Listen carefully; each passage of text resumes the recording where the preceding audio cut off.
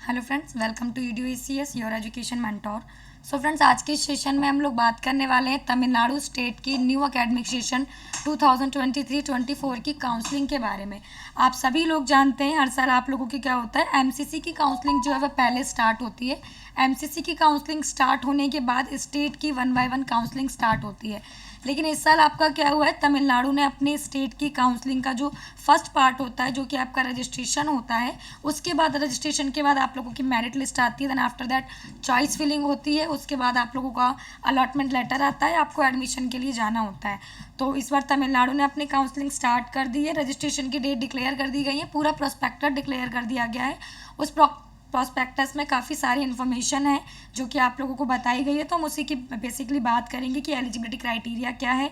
NRI candidate आप जानते हैं तमिलनाडु स्टेट में NRI भी सीट्स हैं, तो उनका क्या क्राइटेरिया रहता है, लास्ट ईयर क्या कट ऑफ गई थी, एक्सपेक्टेड कितनी कट ऑफ जा सकती है, कौन से ऐसे कैंडिडेट हैं जिनके मार्क्स अगर तमिलनाडु स्टेट की काउंसलिंग के लिए हैं और कितने मार्क्स चाहिए तो उन्हें अप्लाई करना चाहिए, कितने राउंड में काउंसलिंग होगी, साथ साथ फीस स्ट्रक्चर क्या रहेगा। देखिए ऑब्वियसली कैंडिडेट्स के जितने मार्क्स होते हैं उस अकॉर्डिंग वो अपना एक बजट, एक पैकेज भी तैयार करते हैं कि हमारा जो पैकेज है वो सिर्फ इतना है, इससे ज़्यादा नहीं होना चाहिए, तो फीस भी उन्होंने रिलीज़ कर दी है।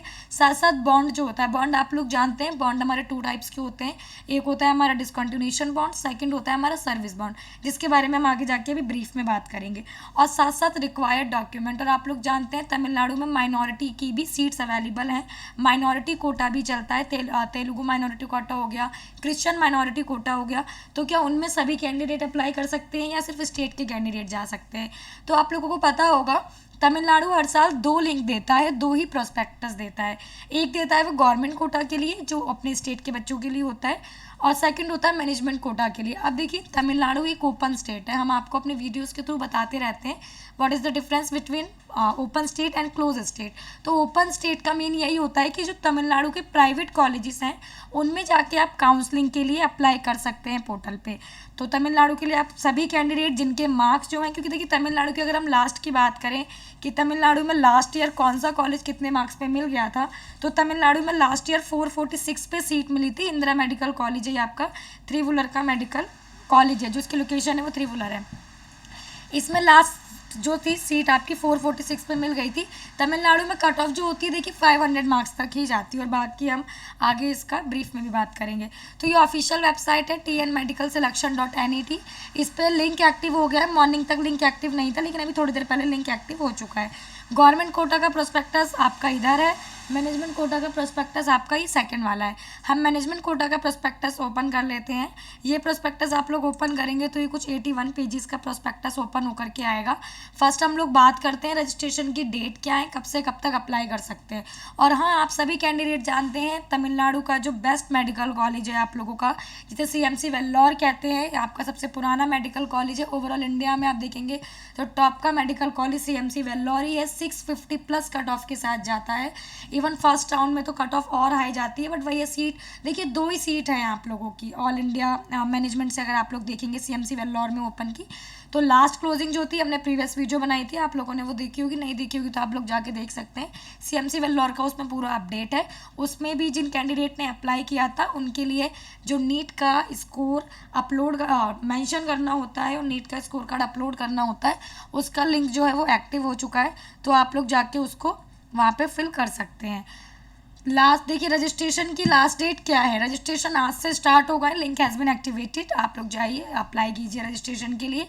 लास्ट डेट आपकी 10 जुलाई रहेगी अप टू 5 PM तक, इट्स मीन इवनिंग 5 PM तक आप रजिस्ट्रेशन कर सकते हैं। विंडो 12 आपका 12-13 डेज तक ओपन रहेगा, because today is 28 June and last that is 10 July.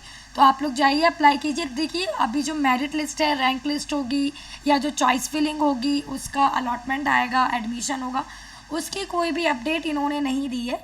But हाँ, अभी आप लोगों के पास ये अपडेट आ गई है कि registration link has been activated, तो आप लोग अप्लाई कर सकते हैं। नेक्स्ट देखिए सारे इन्होंने ये इंस्ट्रक्शंस दिए हैं, इन इंस्ट्रक्शंस में से हम कुछ की बात करेंगे, क्योंकि सारे की बात करेंगे तो काफ़ी लेंथी वीडियो हो जाएगा, और कुछ मेन पॉइंट हम लोगों ने यहाँ से लिए हैं जिनके बारे में हम लोग बात कर सकते हैं। जनरल इंस्ट्रक्शंस की बात करें, जनरल एलिजिबिलिटी क्राइटेरिया की बात करें, तो बेसिकली आप लोगों का जो जनरल एलिजिबिलिटी क्राइटेरिया है वो क्राइटेरिया आप लोगों का यही है कि आप ओपन स्टेट है तो आप लोग जाके अप्लाई कर सकते हैं, आपके अगर उतने मार्क्स हैं तो। फॉर्म फिल करना है बेसिकली, रजिस्ट्रेशन फॉर्म जिस जो पार्ट में होता है वो कितने पार्ट में होता है। फर्स्ट जब आप लोग ओपन करेंगे तो आपको अपनी पर्सनल डिटेल फिल करनी होती है। पर्सनल डिटेल में आपका नेम हो गया और आपका फिर आइडेंटिटी का आपकी डिटेल आपको फिल करनी होती है, एजुकेशन की डिटेल फिल करनी होती है, मदर फादर के कुछ स्टेट ऑक्यूपेशन की डिटेल भी मांगते हैं, वो भी फिल करनी होती है। एनआरआई से जा रहे हैं तो वो डिटेल फिल करनी होती है, वो डिटेल आप लोग फिल कर देते हैं। उसके बाद सेकंड फेज ओपन होता है डॉक्यूमेंट अपलोड का। आप लोग अपना डॉक्यूमेंट जो है वो अपलोड करते हैं। डॉक्यूमेंट अपलोड करने के बाद जो आप लोगों का थर्ड फेज होता है वो होता है पेमेंट का, कि अभी आप लोगों को पेमेंट करनी है। तो पेमेंट अलग रहती है, स्टेट के कैंडिडेट के लिए अलग रहती है, और आपके जो अगर आप जा रहे हैं मैनेजमेंट की सीट के लिए तो उसकी पेमेंट जो होती है आप लोगों की वो अलग रहती है। एज लिमिट तो आप जानते हैं 17+ आप होने चाहिए, ये तो हमारा एनटीए की ही एज लिमिट है जो कि ऑल ओवर इंडिया में नीट के लिए मानी जाती है। तो हमने इसकी बात कर ली। एलिजिबिलिटी क्राइटेरिया, माइनॉरिटी सीट के लिए कौन अप्लाई कर सकता है, क्योंकि कैंडिडेट के ये काफ़ी कन्फ्यूज़न रहता है, मैम तेलुगु माइनॉरिटी है, अदर स्टेट के हैं क्या, तमिलनाडु में जाके तेलुगु माइनॉरिटी के लिए काउंसलिंग कर सकते हैं। तो देखिए इन्होंने यहाँ पे पूरा मेंशन किया हुआ है, the candidates who are native of Tamil Nadu with mother tongue Telugu Malayalam are eligible for linguistic minority seat. तो जो तमिलनाडु के कैंडिडेट हैं जिनकी मदर टंग तेलुगु है, मलयालम है, so they are eligible for a linguistic minority seat. The candidate who are native of Tamil Nadu with Christian religion are eligible for the Christian minority seat. तो आप जानते हैं क्रिश्चियन कोटा भी, minority का कोटा भी तमिलनाडु में चलता है। सीएमसी वेल्लोर में भी चलता है, लेकिन सीएमसी वेल्लोर में 2 सीट ओपन होती है, इसके भी हमने अर्लियर बात भी की थी, तो वो एक अलग है सीएमसी वेल्लोर का। और आगे हम लोग बात कर लेते हैं eligibility criteria for NRI candidate, जो कि नॉन रेजिडेंट ऑफ इंडियन, जो कि एनआरआई होते हैं, उनके लिए क्या एलिजिबिलिटी क्राइटेरिया आप लोगों का रहता है। तो एनआरआई आप जानते हैं, एनआरआई की भी कुछ कंडीशंस होती हैं जो कि तमिलनाडु ने भी दी हैं।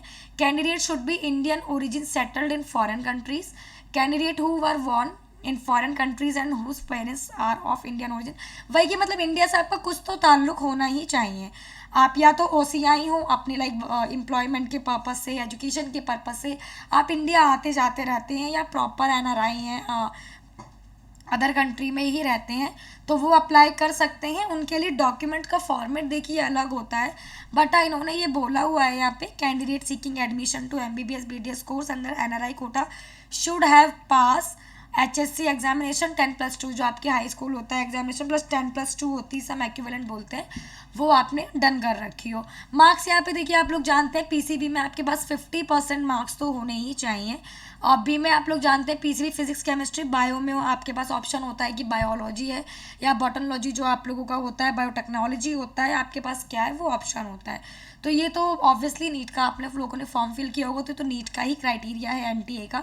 और कुछ डॉक्यूमेंट, अब आप लोग काउंसलिंग करते हैं तो डॉक्यूमेंट मेन होते हैं हमारे काउंसलिंग में। आप एनआरआई से जा रहे हैं, ओसीआई से जा रहे हैं, तो document is compulsory, document is main for your counselling, जो कि शो कराते हैं कि आप प्रूफ होता है जो कि आपका। तो एम्बेसी इज़ कंपल्सरी, एम्बेसी आप जानते हैं, एम्बेसी आपका जिस कंट्री में आप हैं या इंडिया में अलग अलग एम्बेसी हैं, वहाँ से आपको एम्बेसी का सर्टिफिकेट बनवाना होता है।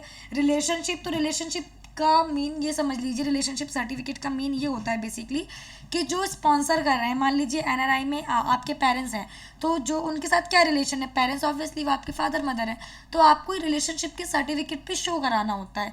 ये आपका NRE non resident external bank account passbook of the financial support.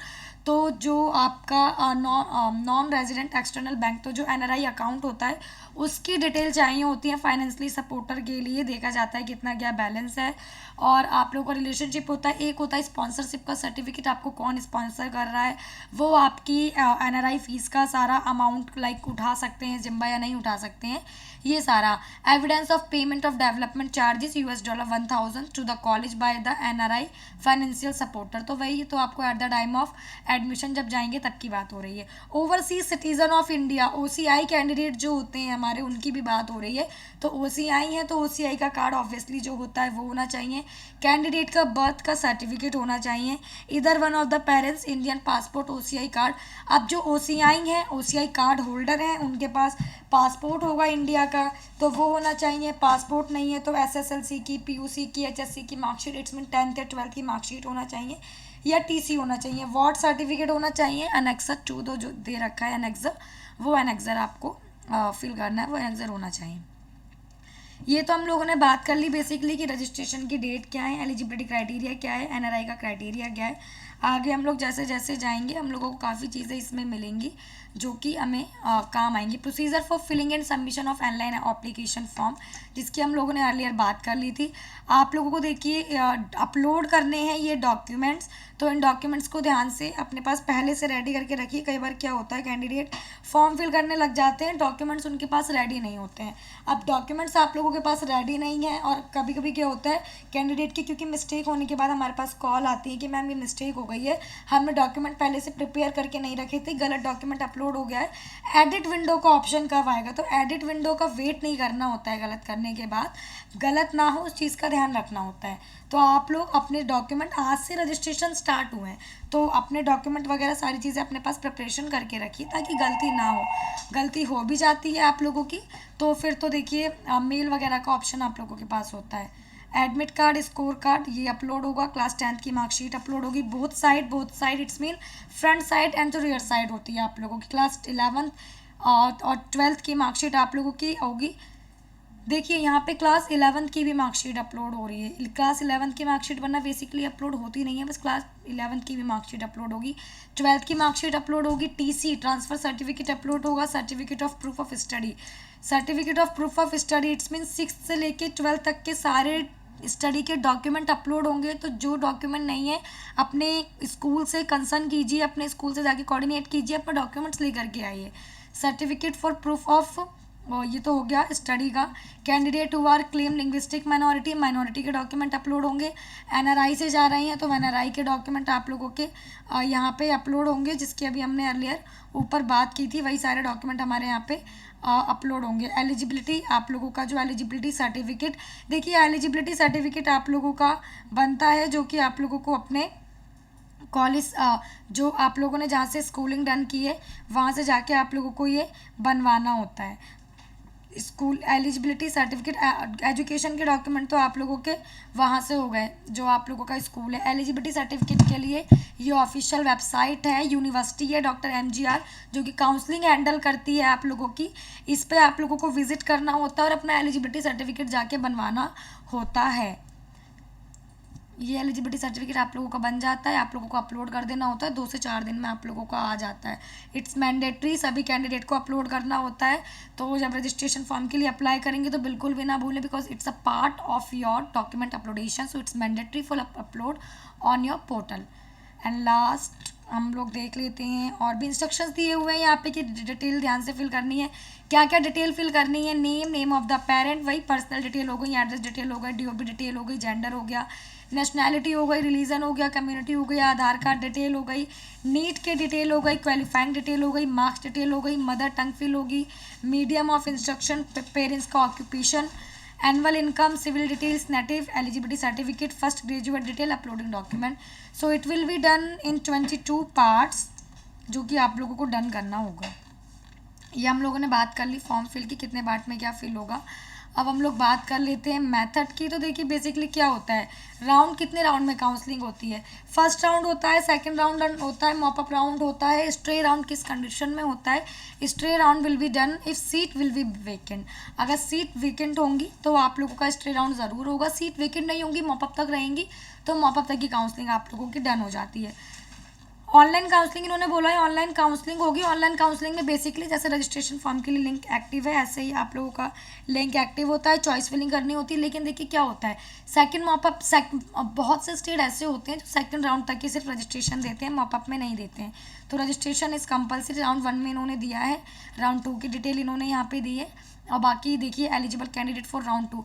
अब एक अपग्रेड का भी कैंडिडेट पूछते हैं मैम क्या अपग्रेड कर सकते हैं, तो अपग्रेड देखिए किन कंडीशन में होता है। आपको फर्स्ट राउंड में सीट मिली, आपने वो सीट नहीं ली, आप चाहते हैं सेकंड राउंड में जाना, सेकंड राउंड में आपने चॉइस फिलिंग की, कोई और सीट आपको मिल गई, वो सीट आपने जा करके ले ली तो अपग्रेड हो गया।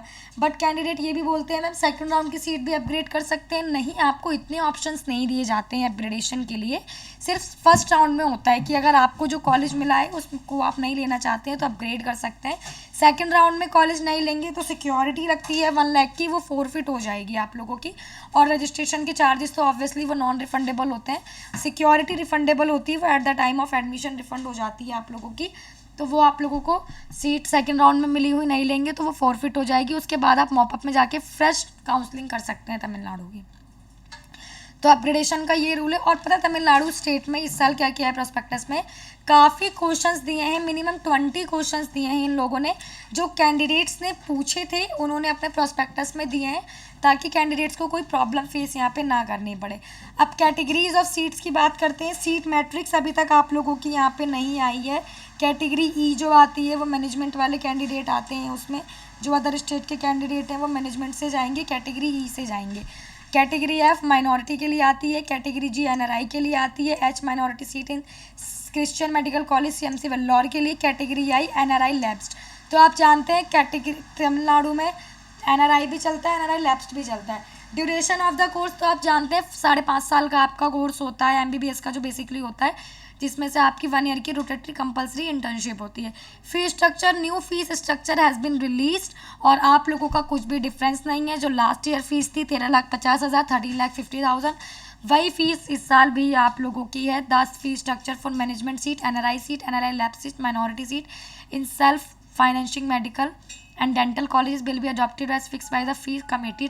जो आप लोगों की फ़ी कमेटीज़ होती हैं तो सबकी फ़ीस सेम ही है तमिलनाडु में। जो आप लोगों के टोटल कॉलेजेस अगर हम देखते हैं तो 19 मेडिकल कॉलेजेस इस बार कैंडिडेट्स के पास हैं, जो कि प्राइवेट की काउंसलिंग के लिए पार्टिसिपेट कर रहे हैं, जिनकी फ़ीस में कोई डिफरेंस नहीं है, सबकी फ़ीस सेम है। लेकिन आप जानते हैं सीएमसी वेल्लोर आप लोगों का जो मेडिकल कॉलेज है उसकी फ़ीस जो है 53,000 है, वो भी इंक्लूडेड है इसमें चार्जेस आप लोगों के, इसकी फ़ीस ये, बाकी आप लोगों की फ़ीस सेम है। एनआरआई की जो फ़ीस है 24,50,000 है, और जो आप लोगों की एनआरआई लैब्स की फ़ीस है वो 21,50,000 आप लोगों की फ़ीस है। कॉलेजेस तमिलनाडु में सारे आप लोगों के मोस्टली कॉलेजेस पुराने कॉलेज हैं जिनमें पीजी कोटा चलता है। कुछ कॉलेजेस न्यू है जिसकी हम आगे जाके बात करेंगे। ये बीडीएस का आपका बीडीएस का डेंटल कॉलेज है, जिसकी फ़ीस 6 लाख है मैनेजमेंट से, 9 लाख है एनआरआई से। अब हम लोग बात कर लेते हैं बॉन्ड की। तो बॉन्ड क्या होते हैं, बॉन्ड इसकी अभी हम लोग अर्लियर बात कर रहे थे, हमने शॉर्ट में बात की थी कि बॉन्ड देखिए बेसिकली क्या होते हैं। बॉन्ड 2 टाइप के होते हैं, सर्विस बॉन्ड और डिसकंटिन्यूएशन बॉन्ड। सर्विस बॉन्ड होता है जो आप लोगों को सर्विस पीरियड वो देंगे, वो सर्विस पीरियड अगर आप लोग वहाँ नहीं देते हैं तो आप लोगों को पेनल्टी लगती है। डिसकंटिन्यूएशन बॉन्ड होता है कि आप लोगों ने अपनी एजुकेशन से पहले 5.5 साल से पहले बीच में जो अपना कोर्स है उसको डिसकंटिन्यू करना चाहते हैं तो आपको डिसकंटिन्यूएशन बॉन्ड पे करना होता है, या तो अपना पूरा कीजिए जो आप लोगों का है उसको टाइम पीरियड है उसको पूरा कीजिए।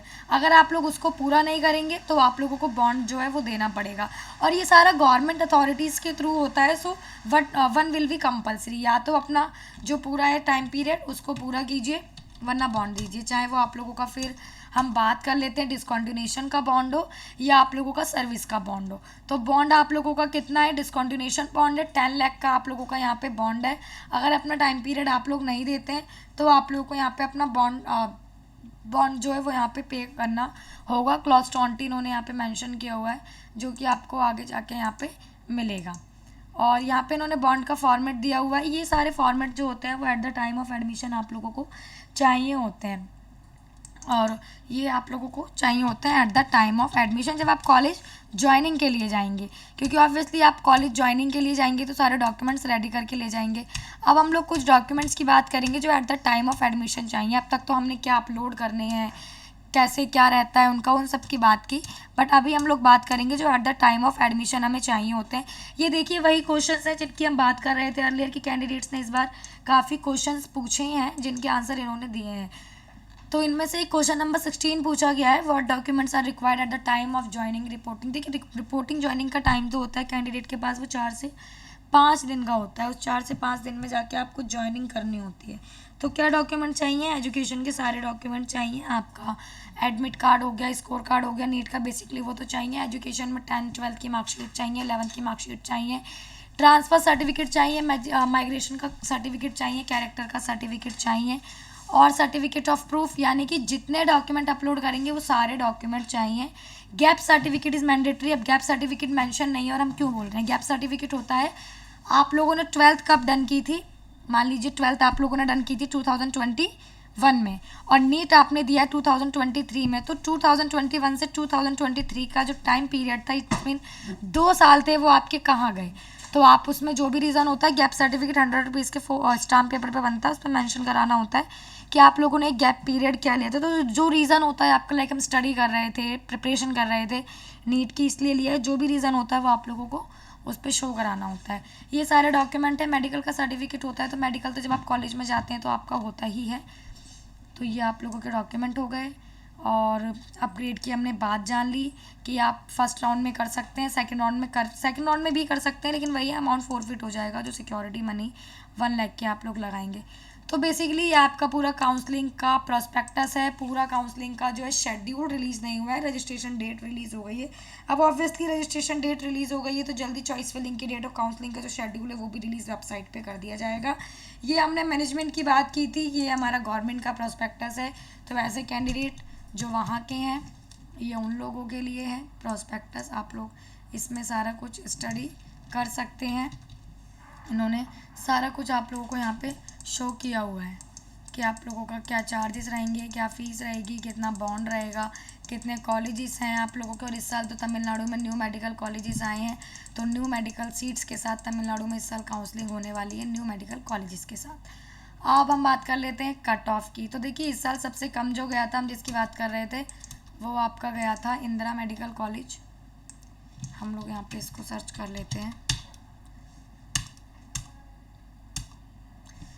इंदिरा मेडिकल कॉलेज 2020 का मेडिकल कॉलेज है और 446 के साथ क्लोज हो गया था। फीस इसकी 13,50,000 ही है।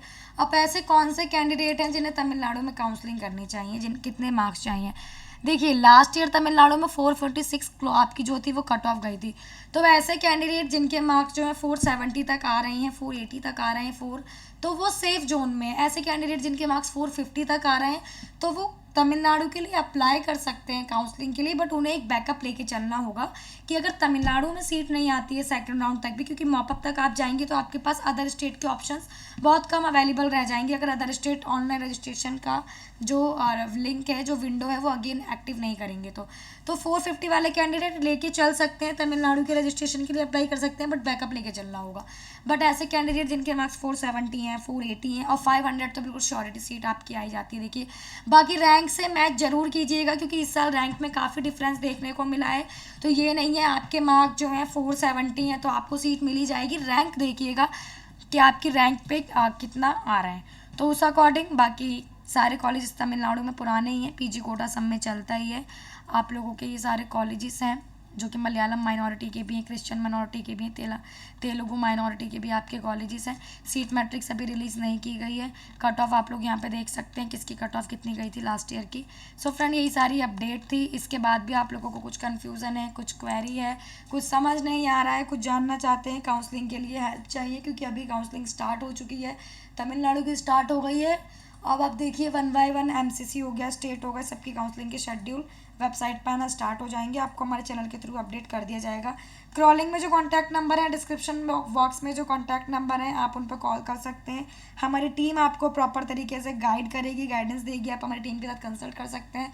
हमारे सोशल मीडिया हैंडल्स जो आपको शो हो रहे हैं डिस्क्रिप्शन बॉक्स में, उनको जाके फॉलो कर सकते हैं। हमारे चैनल को और भी अपडेट जानने के लिए, क्योंकि काउंसलिंग स्टार्ट होने वाली है, सब्सक्राइब कर सकते हैं और कमेंट बॉक्स में कमेंट कर सकते हैं। रिप्लाई आपको कमेंट बॉक्स में मिल जाएंगे। So yes friend, thank you for watching this video and friend all the very best for your NEET counselling activities.